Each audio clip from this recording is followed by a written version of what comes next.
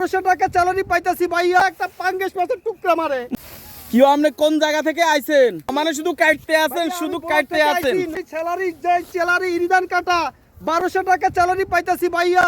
আমি ইয়ে থেকে আইছি, বলার থেকে আইছি, নোয়াখালী। পাঙ্গেশ মাছ দিয়ে ভাত খাওয়া ওরা খাওয়া পাঙ্গেশ মাছ, এত বড় একটা পাঙ্গেশ মাছের টুকরা মারে। মার কি কোন পাঙ্গাস মাছ দিয়ে ভাত খাওয়া? এটা তো আমাদের জাতীয় মাছ, জাতীয় মাছ দিয়ে ভাত খাওয়া। আলুর ভর্তা খাওয়া, মুসার ডাল খাওয়া।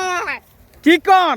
হ্যাঁ ভাইয়া, ওই আনন্দে দুসাই ধান কাটতে আছেন। কাটতে আছে ওরা খাওয়া পাঙ্গেশ মাছ, এত বড় একটা পাঙ্গেশ মাছের টুকরা মারে। মারহাবা মারহাবা।